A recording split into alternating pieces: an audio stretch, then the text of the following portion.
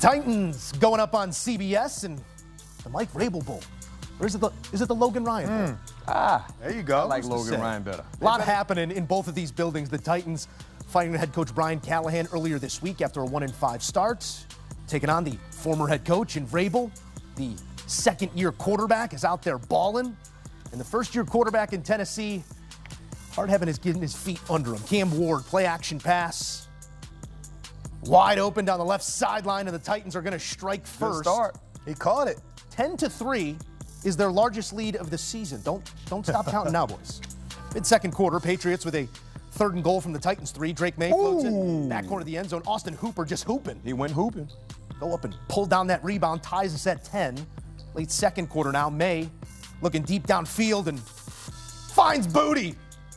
Kayshon Booty for the second straight week, streaking down the middle of the field and catching the back of a football. 39-yard touchdown puts the Pats in front and didn't plan on looking back. Opening drive of the second half. Maye looking for Demario Douglas over the middle, throw behind him, but makes the one-handed grab for the first down on 4th down. Next play, hit the Ramondre button. Stevenson in for the touchdown. Pats in front 24-13, 18 totes, 88 yards, and a touchdown for Stevenson. We've seen this too many times. That's not good. Just keeps happening. It's just an empty hand. Comes up empty-handed. We got to maybe And he's not a magician. get some of that mud for the football. That's field turf. No mud out there. Cam Ward loses the football. Tennessee loses the game. Pats win it 31-13 after scoring 21 unanswered. Vrabel downplayed the rematch, but man was skipping off the football field in this one because he's got a team with the arrow pointed up in Tennessee with an interim head coach and the 1st overall pick, trying to figure out what their future looks like. Patriots quarterback Drake Maye, Vrabel was kind of downplaying his return here this week. You said there might be a little something extra. How does it feel to get this commanding win? It feels great. It feels great to get a road win. It means a little more for Coach, obviously. Coming back here in a place he was so successful. But great team win. We got some stuff to clean up, but that was fun. You were surgical at times with 16 straight completions at one point. Ramondre Stevenson balled out on the ground. How would you say this offense is executing at this point? We're continuing to get better and better each week. We got stuff to clean up.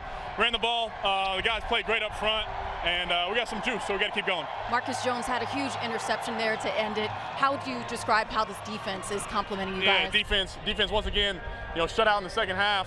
They're playing their butts off, and I experienced in training camp. They do a lot of different stuff, and they're great. It's great having them. Congratulations. Thank you. Go Pats. A youthful joy always out of the quarterback Drake Maye, but he's playing like a grown man. That game had a bit of history in it. 21 of 23, a 91.3% completion percentage, the best in a game in Patriot franchise history. Let's dive into it all, and maybe the marquee said one thing, but the final story says something. I want to start with you here, Logan, because you know these franchises, both sides of them. You know the standard that they put forth. But we walked into this one sort of talking about the cause and effect of the firing and then hiring of Mike Vrabel. What is your headline coming out of this game? Well, I don't think that game didn't mean anything for Mike Vrabel. It did. I played for Mike Vrabel. Mike Vrabel's a former player. And as any former player, when I played against my Patriots, it's personal. And I know Mike Vrabel for that was personal. I know he wanted to make a statement.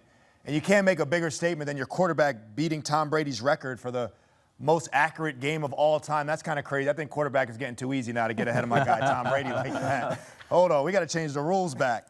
But I will say, we talked about balance, right? Rush for 175 yards, the quarterback's 21 to 23.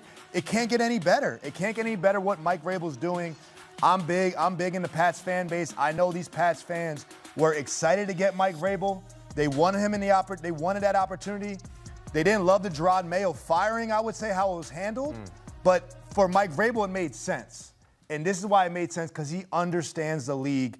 He understands play calling. He understands what it means to be a New England Patriot. And obviously, Tennessee is looking sad right now that Mike Vrabel's on the other sideline with this team, first year, looking like that. And the thing about this situation with Tennessee deciding to part ways with Mike Vrabel, while he was there on the sideline in Tennessee, he always did more with less in terms of the talent, the overall spectrum. When you look at this team he's currently coaching, they have more talent than any team that he coached his last few years there in Tennessee from top to bottom. But then let's highlight the young quarterback in Drake Maye. Over the last 4 weeks in the National Football League, I don't think there's another quarterback that's seen the football field better than Drake Maye. We talked about the 91% completion percentage today, but Earlier, 3 weeks ago, he did 82, 73, 69, and then 91. The last 4 weeks, he has been balling in terms of his accuracy, not to mention in that 4-game stretch, 7 passing touchdowns. So when you look at where this team is currently sitting and the aspirations they have, it starts with 2 individuals, the head coach and Mike Vrabel and the quarterback and Drake Maye, because he's playing with an abundance of confidence and he is spreading the football around the football field to his players that are actually exceeding the expectations when you look at the pass catchers. We talk about taking that step forward, JJ, in a sophomore season, but he's quite literally addressing all that we put in front of him a year ago. The shortcomings in terms of accuracy, downfield accuracy is on pace to make the largest jump we've ever seen in NFL history.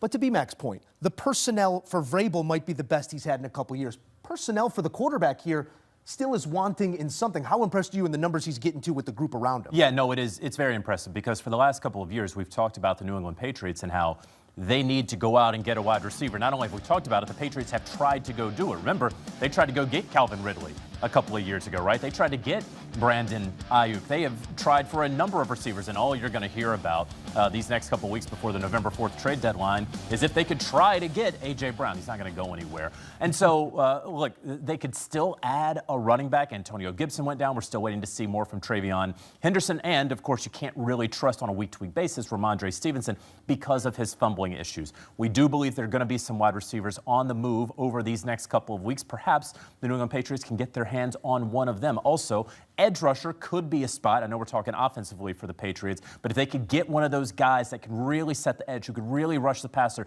that would even take this team to another level there in New England. But credit Drake Maye, who, as an MVP voter, I was waiting last week before I could introduce him into my top 5 voting, right? Okay, let's just see the young man keep doing it.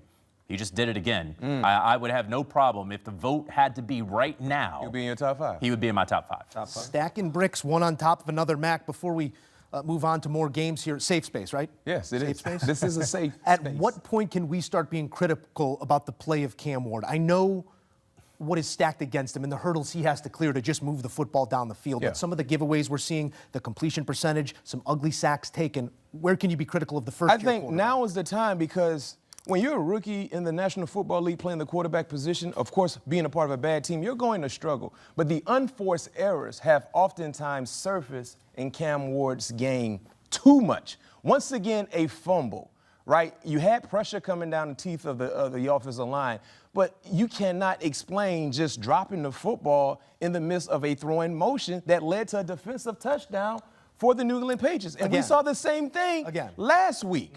Last week. So these are the things that you got to get out of your system, regardless who the head coach is moving forward. You have to be a quarterback that can protect the football, because when you turn the football over often in the National Football League, you're going to lose a lot of ball games. I cannot disagree more in terms of we got to be patient, man. I mean, obviously the ball slipped out of his hands twice, 2 plays. I get that. Today, completion percentage, 25 or 34, okay? 225 and a touchdown, and an INT and a lost fumble. Who on the Titans is playing well? Because I'll tell you, their running back, Tony Pollard, who's making a lot of money, he had 18 yards rushing. Jeffrey Simmons is playing well. He was on the sideline today with injury.